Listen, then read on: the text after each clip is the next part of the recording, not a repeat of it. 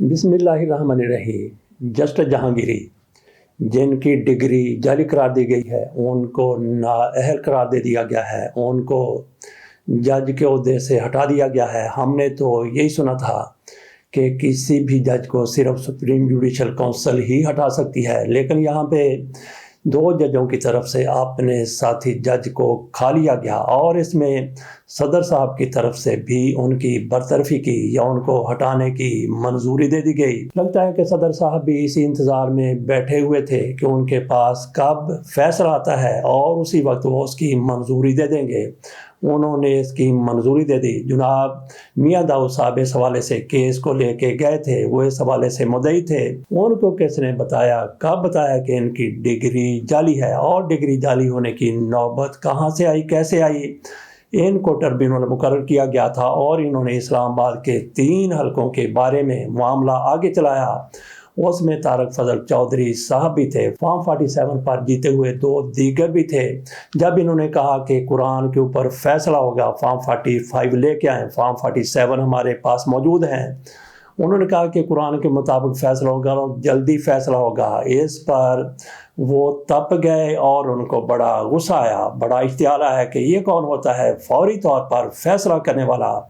اس میں اگر کوئی سب سے زیادہ خوش بندہ ہے، مطمئن ہے، تو وہ طارق فضل چودھری صاحب ہیں، اور ان کو ٹربیونل سے بھی الگ کر دیا گیا۔ بلکہ آئین میں ترمیم بھی کر دی گئی کہ کسی ریٹائرڈ جج کو بھی ٹربیونل مقرر کیا جا سکتا ہے، اور کر بھی دیا گیا۔ لیکن جیسے جہانگیری کو وہاں سے الگ تو کیا گیا، ان کو معاف نہیں کیا گیا اور ان کی جعلی ڈگری نکالی گئی۔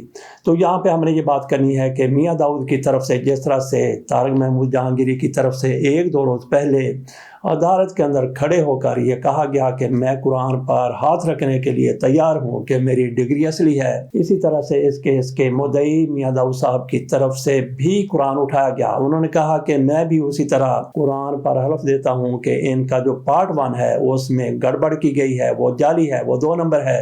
جبکہ ان کے وکیل صلاح الدین صاحب کی طرف سے کہا گیا ہے، جہانگیری کے وکیل ہیں، انہوں نے کہا کہ ان کی ڈگری کو جعلی قرار نہیں دیا گیا۔ وہ کہتے ہیں کہ جج صاحب کی طرف سے فیصلے میں ان کی ڈگری کو جعلی نہیں کہا گیا، بلکہ بے ضابطگیوں کے حوالے سے بات کی گئی ہے، جو بھی بات کی گئی ہے، لیکن فیصلہ یہی آیا ہے کہ جہانگیری صاحب مزید مدت کے لیے جج نہیں ہوں گے۔ جس طرح سے عدالت کے اندر فریقین کی طرف سے دلائل دیے گئے، اس کے مطابق ہو سکتا ہے کہ جج صاحب کی ڈگری جعلی ہو، لیکن ان کو کتنی زیادہ جلدی پڑی ہوئی تھی فیصلہ دینے کی۔ 3 دن ان کو دیے گئے تھے۔ انہوں نے کہا کہ مجھے 3 دن دیے گئے ہیں، یہ بہت کم ہے، مجھے 1 مہینہ چاہیے تیاری کرنے کے لیے۔ ان کے وکیل کی طرف سے بھی یہی کہا گیا، اور جہانگیری صاحب نے خود بھی کہا تھا 3 دن میں میں کیسے اپنا کیس تیار کر سکتا ہوں، لیکن ڈوگر صاحب نے ایک بھی نہیں سنی۔ اس دوران ان کی طرف سے یہ بھی الزامات لگائے گئے کہ انہوں نے مجھے کہا تھا کہ استعفیٰ دے دیں کیونکہ میرے اوپر بہت زیادہ دباؤ ہے۔ تو ناظرین، یہاں پہ ہم نے اپنی رائے کا اظہار کرنا، جس طرح سے بہت سے لوگ کہہ رہے ہیں، اور جہانگیری صاحب نے سپریم جوڈیشل کونسل میں ایک ریفرنس بھی دائر کر دیا تھا، شکایت بھی دائر کر دی تھی کہ ایک کیس کی سماعت ہو رہی ہے تو کس طرح سے یہ مجھ پر دباؤ ڈال رہے تھے کہ استعفیٰ دے دیں، پوسٹ ڈیٹ اس پر لکھ دیں، نئی کوئی ڈیٹ اس کے اوپر لکھ دیں، آگے آنے والی کوئی ڈیٹ لکھ دیں، تاکہ میں ان کو مطمئن کر رہا ہوں جن کا میرے اوپر دباؤ ہے۔ میرا خیال ہے کہ یہاں پہ جہانگیری صاحب کو اخلاقیات کا مظاہرہ کرنا چاہیے تھا۔ ڈوگر صاحب پر بڑی تنقید کی جا سکتی ہے، انہوں نے یہی مناسب سمجھا ہوگا کہ مجھ پر دباؤ ہے اور میں نے یہ فیصلہ دے کے ہی رہنا ہے، ان کو میں نے نااہل قرار دینا ہی ہے، جو کچھ بھی ہو جائے، لیکن بہتر یہ ہے کہ یہ استعفیٰ دے دیں۔ اس لیے انہوں نے ان کو اعتماد میں لے کے بات کی ہوگی کہ آپ استعفیٰ دے کے چلے جائیں، میرے اوپر بہت زیادہ دباؤ ہے، لیکن جہانگیری صاحب نے اس پر بھی آگے جا کے شکایت کر دی۔ بہرحال قانونی راستہ ان کی طرف سے اپنایا گیا، دیکھتے ہیں کہ ان کی شکایت کا کیا بنتا ہے۔ آپ کے سامنے میرا خیال ہے کہ تھوڑی سی خبر رکھ دینی چاہیے، پھر اس پر تھوڑا سا تبصرہ کریں گے اور آگے نکل جائیں گے۔ فیلڈ مارشل صاحب کی طرف، فیلڈ مارشل صاحب کے ساتھ ایک فیلڈ مارشل نے ملاقات کی ہے۔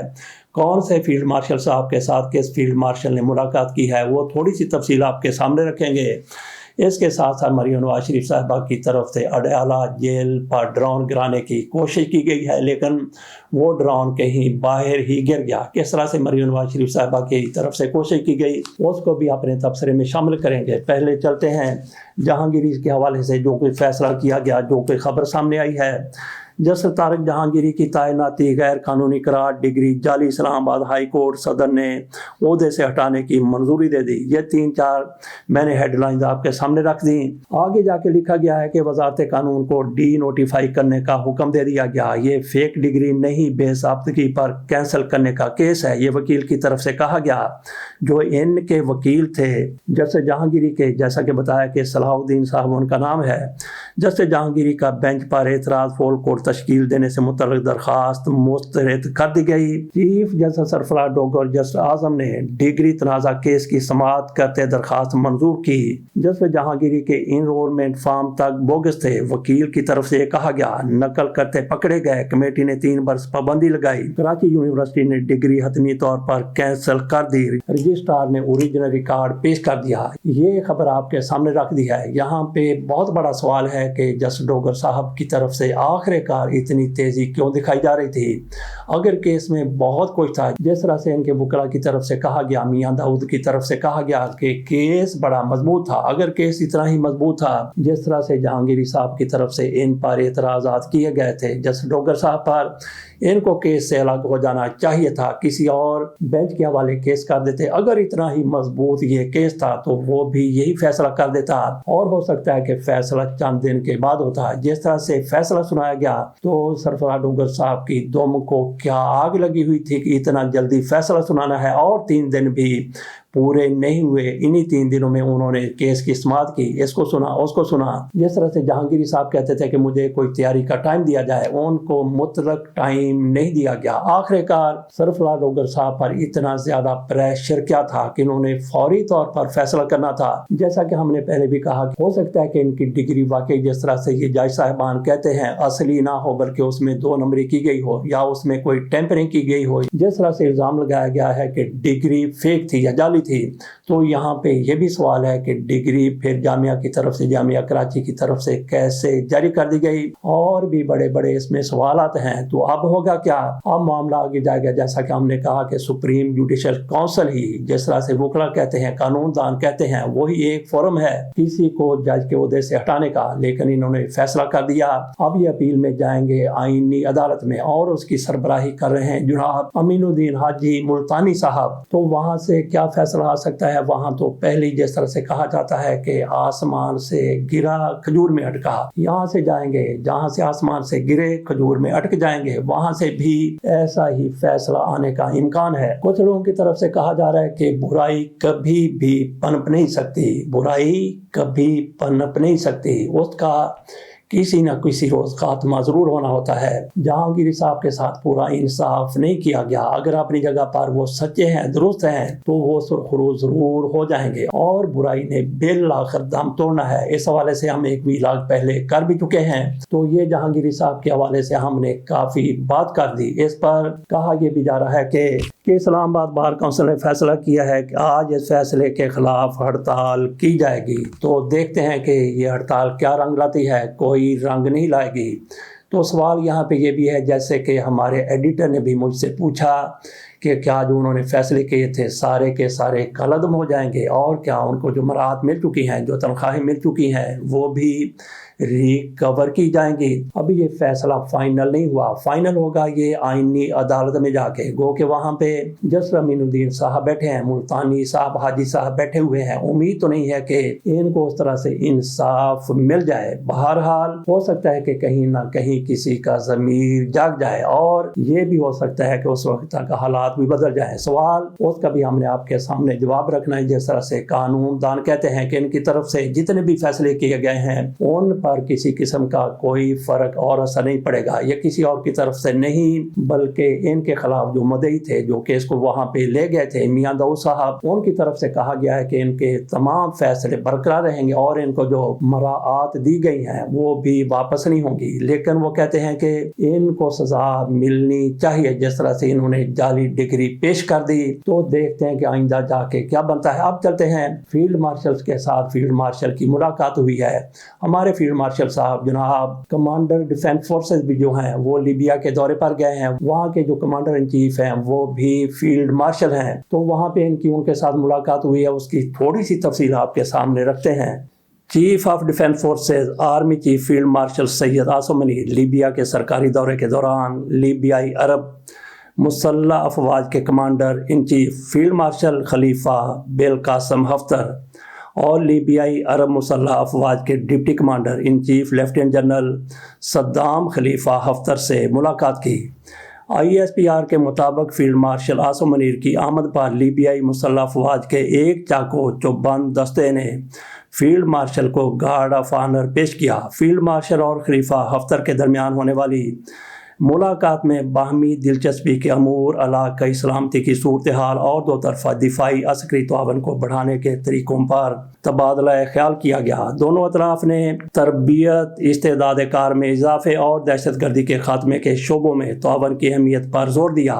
فیلڈ مارشل سید عاصم منیر نے مشترکہ مفادات کی بنیاد پر لیبیا کے ساتھ دفاعی تعلقات کو مضبوط بنانے کے لیے پاکستان کے عزم کا اعادہ کیا۔ فیلڈ مارشل خلیفہ حفتر نے پاک مسلح افواج کی پیشہ ورانہ مہارت کو سراہا اور دونوں ممالک کے درمیان دفاعی تعاون کو مزید وسعت دینے کی خواہش کا اظہار کیا۔ یہ یہاں پہ بتایا گیا ہے کہ لیبیائی عرب مسلح افواج کے کمانڈر فیلڈ مارشل اور جو ان کے نائب ہیں، شاید ان کے بھائی ہیں، نام سے تو یہی لگتا ہے، لیکن ایسا وہاں پہ کیسے ہو سکتا ہے؟ ایسے ان جگہوں پر ہوتا ہے جہاں پہ اقتدار اپنے ہاتھ میں ہو، لیکن وہاں پہ ایسا کچھ نہیں ہے۔ بہرحال وہاں پہ بھی فیلڈ مارشل موجود ہیں۔ دلچسپی والی بات یہی ہے کہ ہمارے فیلڈ مارشل کے ساتھ لیبیائی فیلڈ مارشل کی ملاقات ہوئی ہے۔ چلتے ہیں مریم نواز شریف صاحبہ کی طرف۔ مریم نواز شریف صاحبہ کی طرف سے عمران خان کی جیل پر، اڈیالہ جیل پر ڈرون گرانے کی کوشش کی گئی ہے، لیکن اس طرح سے ڈرون گر نہیں سکا۔ ویسے عموماً ایسے بیانات پر کہا جاتا ہے کہ خود کش حملہ کر دیا۔ خود کش حملے میں یہ ہوتا ہے کہ خود کش حملہ کرنے والا بھی جاتا رہتا ہے، لیکن ڈرون حملے میں یہ ہوتا ہے کہ ڈرون گرا دیا جاتا ہے، ڈرون گرانے والا پیچھے جس کے ہاتھ میں بٹن ہوتا ہے وہ محفوظ رہتا ہے۔ مریم نواز شریف صاحبہ کی طرف سے کیا کہا گیا؟ وہ کہتی ہیں پروٹوکول سے فرصت ملے تو دیکھیں عوام رول گئے ہیں، فتنہ انتشار کا بیانیہ نہیں چلے گا۔ یہ بات انہوں نے کہاں پہ کی؟ لودرا میں ایک طلبہ کی تقریب تھی جس میں محترمہ مریم نواز شریف صاحبہ لیپ ٹاپ تقسیم کر رہی تھی۔ اس موقع پر ان کو اڈیالہ جیل یاد آ گئی اور وہی پہلے والا بیانیہ، فتنہ، دشمن اور نہ جانے کیا کیا۔ مریم نواز شریف صاحبہ کی طرف سے ایک مرتبہ کہا گیا کہ حلفیہ کہتی ہوں کہ ہم کسی سے انتقام نہیں لے رہے، تو یہ بیانات کس طرح سے ہیں؟ جیسا کہ کہا کہ ان کی طرف سے ڈرون گرانے کی کوشش کی گئی ہے، لیکن ڈرون پہلے ہی گر گیا۔ اگر ڈرون وہاں پہ جا کے سیدھا گرتا جس طرح سے ان کا بیان آیا ہے، اس طرح سے واقعی اگر ایسا ہوتا تو پھر عمران خان کی مقبولیت زمین بوس ہو چکی ہوتی۔ ان کے اس طرح سے حملے ہوتے رہتے ہیں جو عمران خان کی مقبولیت میں لگتا ہے کہ مزید اضافہ کر دیتے ہیں۔ اس کے ساتھ اجازت دیجیے، اللہ حافظ۔